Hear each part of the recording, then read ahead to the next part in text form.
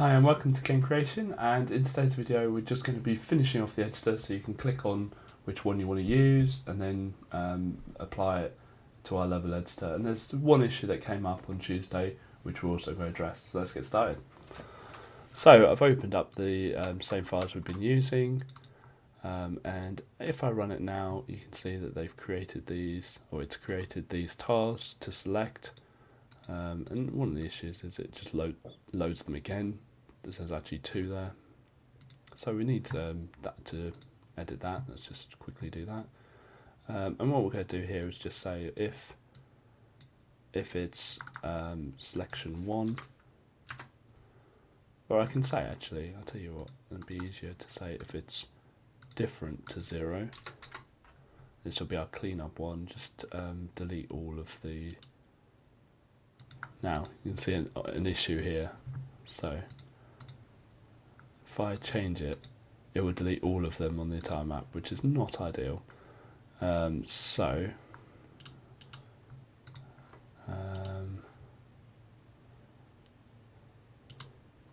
wonder if there's a clever way of doing this, and just the layer, get layer. So we're saying if you're on layer 3, I think. So if you're on layer 3, then destroy. Let's see if that works. It should work. Layer of that equals 3. I'm surprised that doesn't work. What we might do is to give it an alterable value.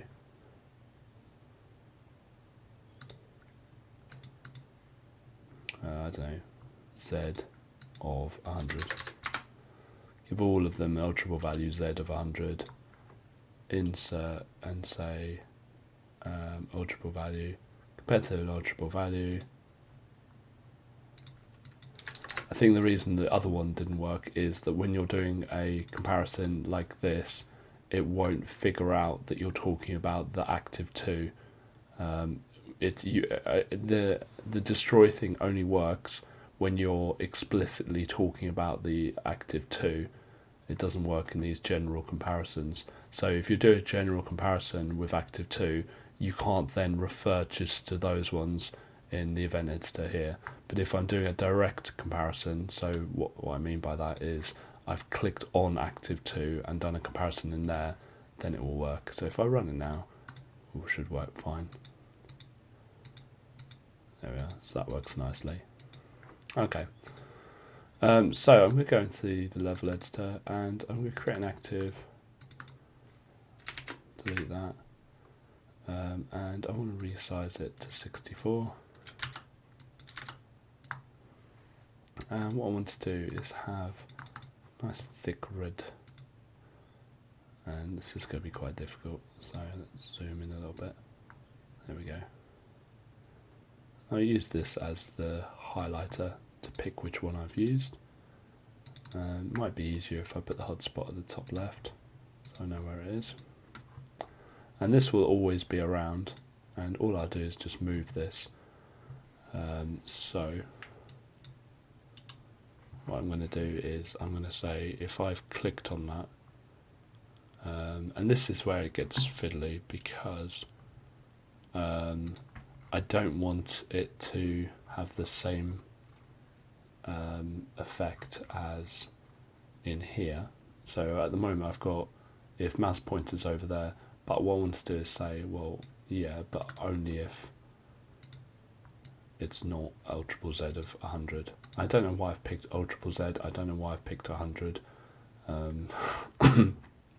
Could probably find a nicer way of doing that, but might go back and change that later on if it annoys me too much. So this is only going to have the clicking effect when the alterable Z is different to 100. And I'm just going to click and drag the user click left button on the active 2, and the alterable Z is 100. So the alterable Z being 100 means that it's our editor mode, it's our like selection of what tile we want. And I'm just going to say destroy for now so we can see whether it's working. So if I click on the ones in here, It's fine. If I click on the ones in here, that destroys them. Brilliant. Okay, so what I want to do is I want to position the select thing relative to the active 2. Let's just see if that works.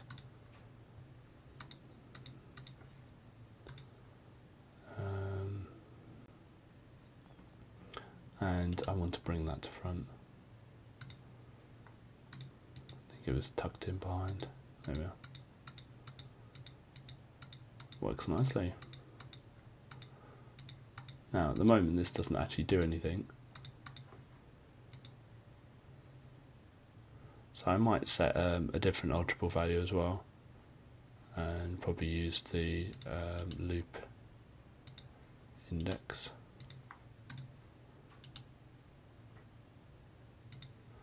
So I set the alterable value A to the loop index so that I know which one I'm selected, and so when you've clicked on it, I'm going to set the current tile type to that. Now, what was the current general type? Current tile type is fine. Don't actually remember what the current general type was.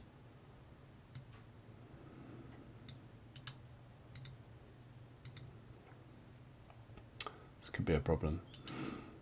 So I'm going to set the current tile type to the alterable value A. That'll sort that out. I don't know what the current general type is. Let's run that and see whether that works. So grass, water, and sand. That seems to be working fine. Now you can see the issue. The issue is that when I'm actually, we need to sort that out as well. Let's sort that out. Can't actually move around it. I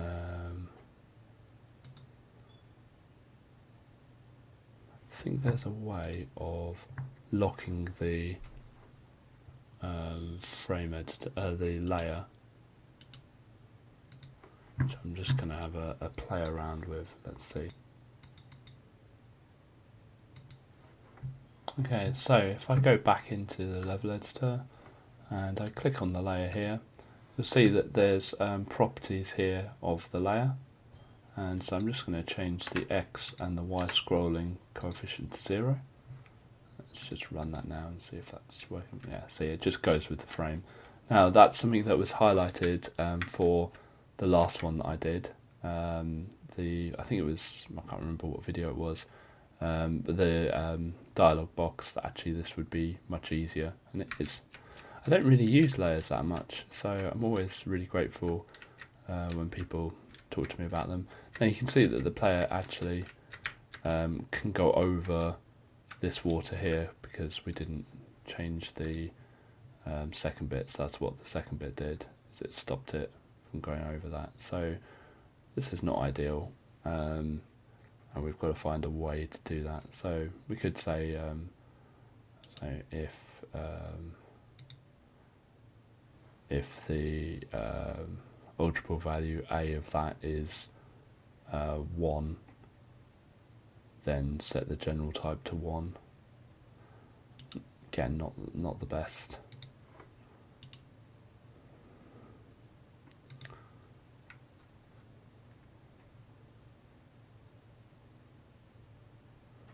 So if it equals 1, let's just copy this.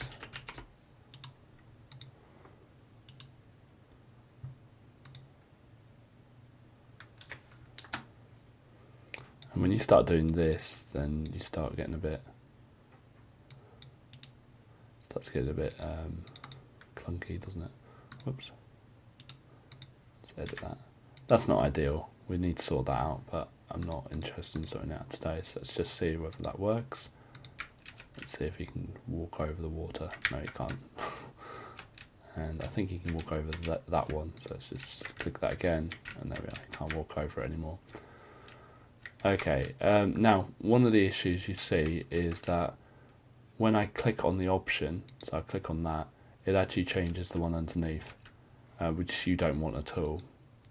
So what we need to do is say insert that, and we say that the mouse, we say it's over an object, so mouse is over an object, and we say that it's over the active for, which is our kind of our dev area box, and all we do is just negate that. We say if it's not over that. So if I run it now,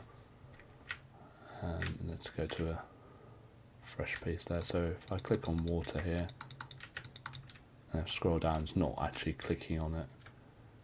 So anytime I click under here, it's not going to work. It's over this pink area, but as soon as I go over, it works then, which is ideal. This is quite common, and actually we can move this up a bit because it was actually scrolling before. So we can actually just move this up a bit. And let's go back to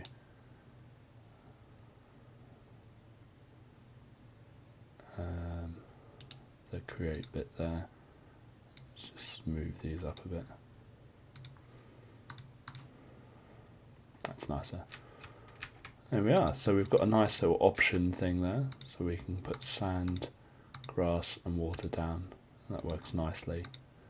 It's not perfect, and it's a bit of in the experimental phase, I suppose, because if I make it larger, then these stay there. That might not be perfect. Maybe I want to edit or the big thing, but the way of doing that is just always make this like at this position, so you have something on the select that says it's always relative to the pink box, always at the top left over here, and same with these, we can make them relative to the pink box, but I don't mind having my level editor slightly smaller. So I've managed to get this kind of dev area sorted, and you can see there's plenty of space for extra tiles. If I run out of space, then what I might do is scale these to make them half as big, and sort of pack more of them in. But that'll do for now. Thank you very much for watching this video. If you want to see more from us, please click subscribe. We release videos every single weekday at 7 PM UK time. Thank you.